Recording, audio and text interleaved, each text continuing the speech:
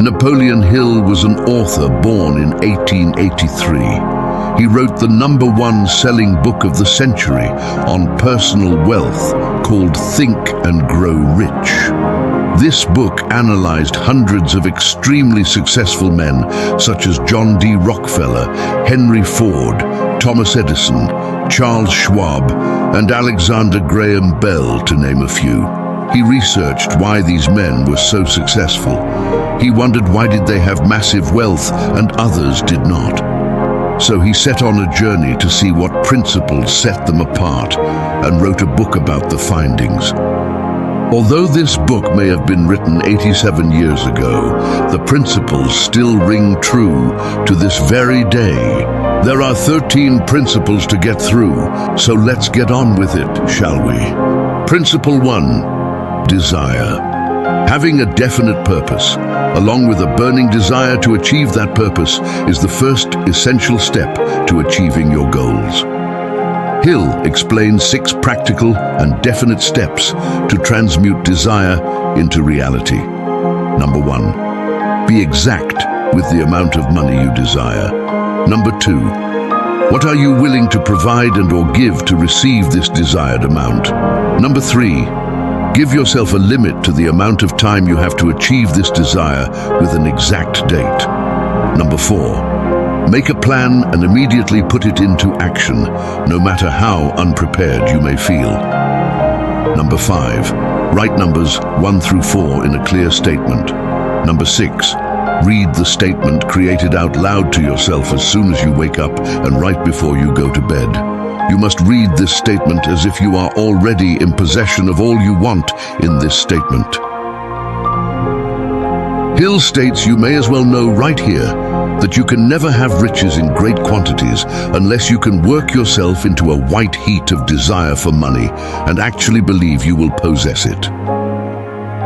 A story is told in this chapter of when Edwin C. Barnes went to New Jersey to go into business with Thomas Edison.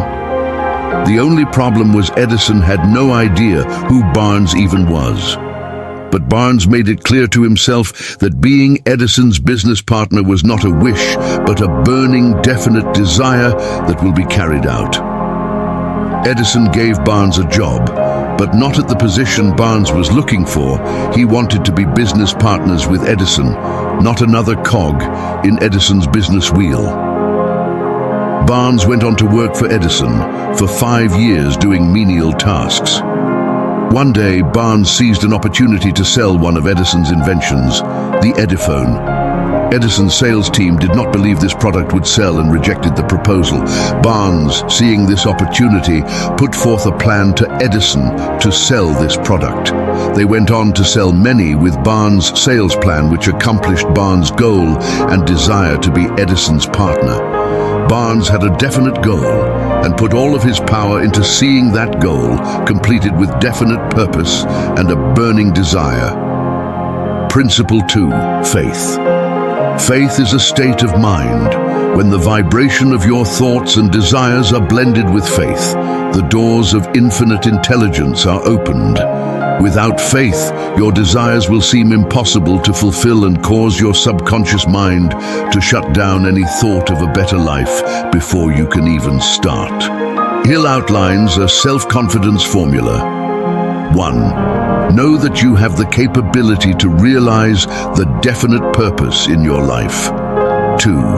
The thoughts that you allow to dominate your mind will eventually transform into physical reality. 3. The desire you hold in your mind and persistently think about will continually seek to become reality. 4. You have created a statement of your definite goal in life, and you will not give up until you have attained it. 5. By carrying out this desire, you will benefit all whom it affects. You will attract the right people to work with by doing the right things, the right way with a positive attitude. Hill states, there are millions of people who believe themselves doomed to poverty and failure because of some strange force over which they believe they have no control.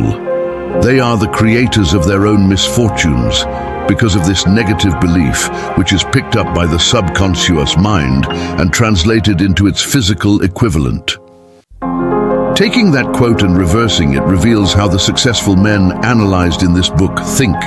You can truly think and speak things into existence. It is your decision on what thoughts you will turn into the physical equivalent using faith. Principle 3, Autosuggestion. Autosuggestion is when your mind automatically processes new information in a certain way, depending on how you have trained your subconscious mind to handle it. You can then transfer these thoughts more easily to attract the results you are looking for. To influence the subconscious mind, the thoughts in which you feed your mind must be precise and filled with emotional belief. In the book, Hill states, "No thought, whether it be negative or positive, can enter the subconscious mind without the aid of the principle of autosuggestion, with the exception of thoughts picked up from the ether." Stated differently, all sense impressions which are perceived through the five senses are stopped by the conscious thinking mind or rejected at will. The conscious faculty serves, therefore, as an outer guard to the approach of the subconscious. Principle 4, Specialized Knowledge. The next step is understanding that having an abundance of general knowledge has little use in the accumulation of money, but having organized, specialized knowledge in a niche subject can make you rich. One of the richest men in history had this to say regarding knowledge. Andrew Carnegie stated that he, personally, knew nothing about the technical end of the steel business. Moreover, he did not particularly care to know anything about it. The specialized knowledge which he required for the manufacture and marketing of steel, he found available through the individual units of his mastermind group. What this means is the man who accumulates the wealth does not necessarily need to personally have the specialized knowledge needed, but rather requires the access to an organized group of highly specialized people. This mastermind group of specialized minds is the key to a successful venture. Principle 5, Imagination. Man's only limitation within reason lies in his development and use of his imagination. All successful products and services in the world started off as just an idea in someone's imagination. Hill states that there are two types of imagination: synthetic and creative imagination. Synthetic imagination is the product of rearranging past ideas, experiences, or observations until something clicks in your mind that seems right to move forward with. If you cannot draw on new ideas using synthetic imagination, you may have to try creative imagination. This is the process in which you get ideas from scratch in your mind, from inspiration or a gut feeling which have not been thought of before. By having a strong desire, you refine your focus and interest on what you are observing and experiencing, and you see it through a new perspective that helps you automatically generate creative thoughts, effortlessly. This is because you are giving your mind something to look for, something to focus on. This ideology also ties back to the chapter on autosuggestion. You can use this to your advantage to supercharge your imagination. This faculty functions only when the conscious mind is vibrating at an exceedingly rapid rate, as for example, when the conscious mind is stimulated through the emotion of strong desire. And don't be afraid to change your environment to foster more creative thoughts. Changing your environment by, say, walking on a nature trail surrounded by trees and natural streams, sitting at a lively coffee shop or a dimly lit library can have a profound effect on your motivation to spark that subconscious idea or write down something great.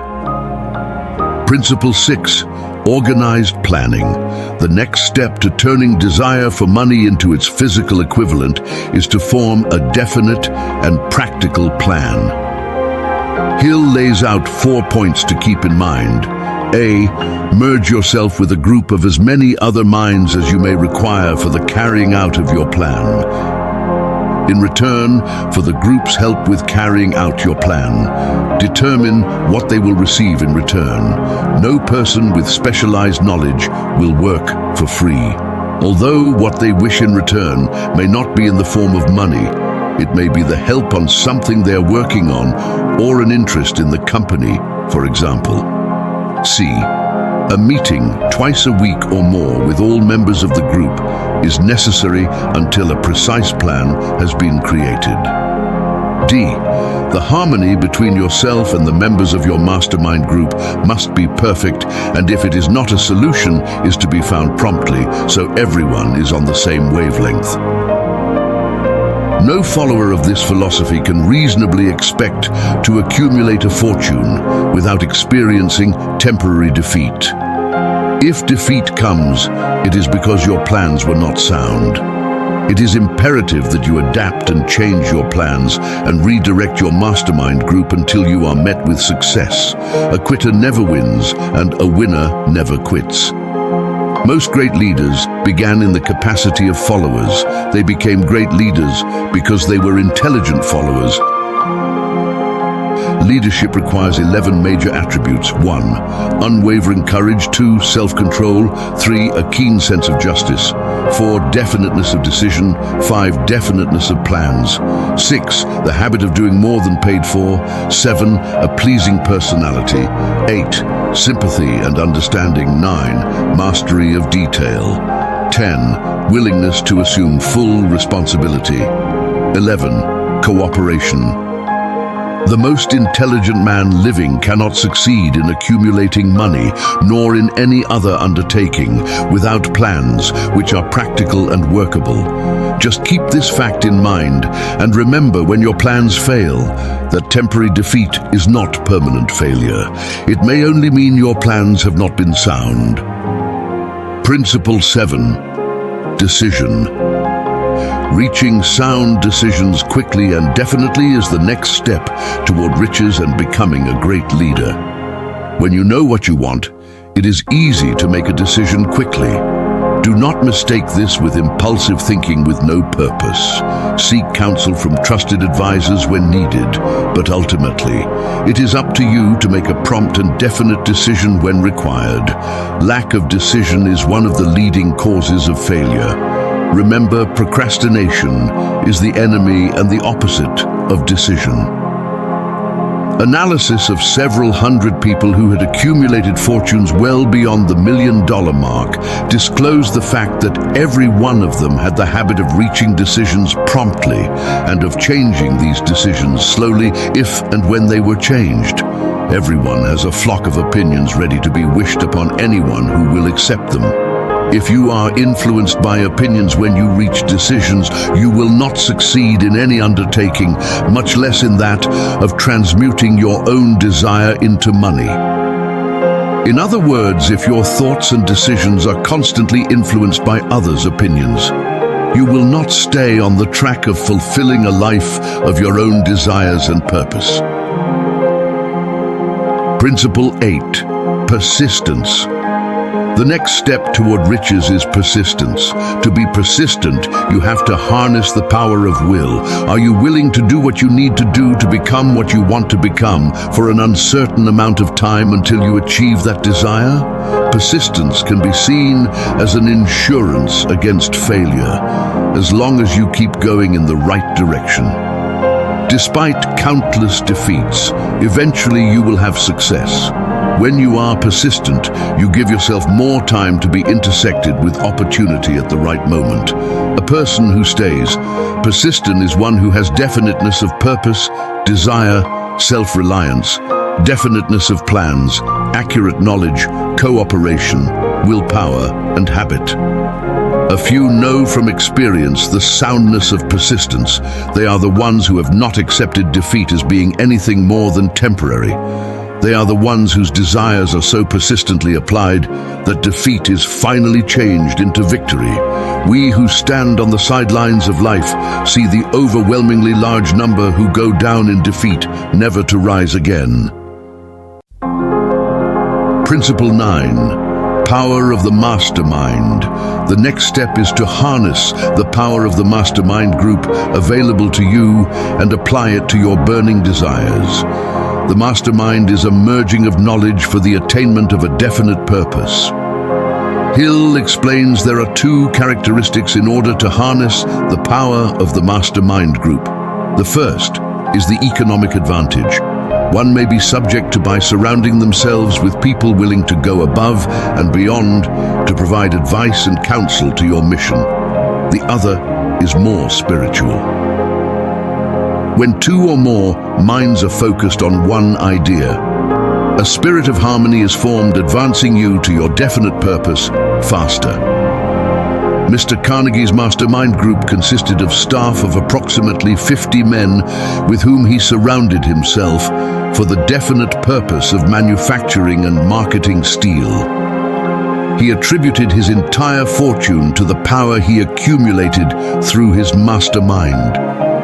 A group of brains coordinated or connected in a spirit of harmony will provide more thought energy than a single brain, just as a group of electric batteries will provide more energy than a single battery. Principle 10. The mystery of sex transmutation. Hill explains there are two significant facts disclosed by science. 1. The men of greatest achievement are men with highly developed sex natures, men who have learned the art of sex transmutation. 2. The men who have accumulated great fortunes and achieved outstanding recognition in literature, art, industry, architecture, and the professions were motivated by the influence of a woman. Hill explains that the natural force felt when trying to impress or please a woman is so deeply rooted in our instincts as humans that we can use that energy to supercharge our willpower